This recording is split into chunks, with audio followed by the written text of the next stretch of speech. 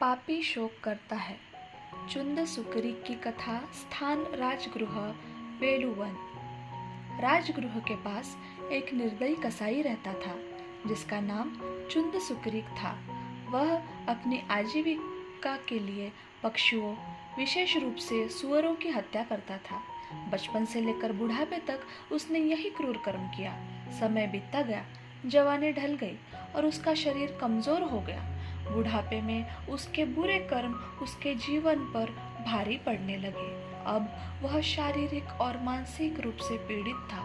उसका शरीर तड़पने लगा।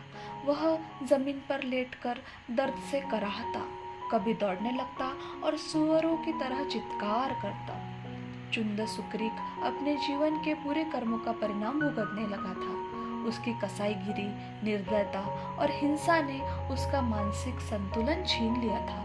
वह निरंतर आघात में था, शोक और पीड़ा में डूबा हुआ।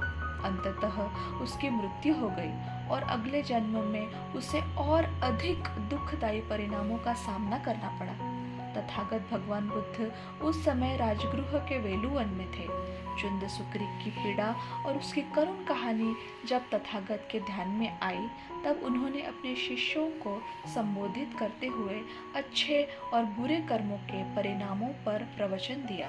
उन्होंने समझाया कि बुरे कर्म करने वाला व्यक्ति इस लोक में भी दुखी होता है और परलोक में भी। वह अपने कर्मों को देखता है और अपने किए गए गलतियों पर शोक करता है।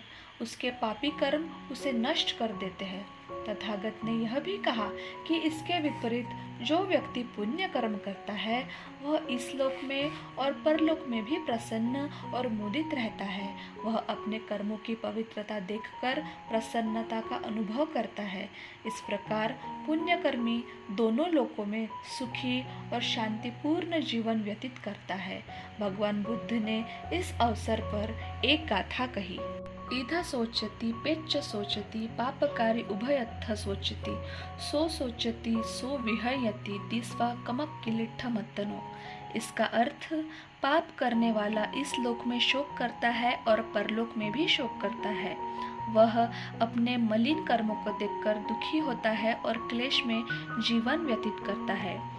इसके विपरीत भगवान बुद्ध ने यह गाथा कही। इध मोदति पेच्च मोदति कत्तपुयो उभयत्त मोदिति सो मोदति सो पमोदति दिस्वा कम विशुद्धि मत्तनो।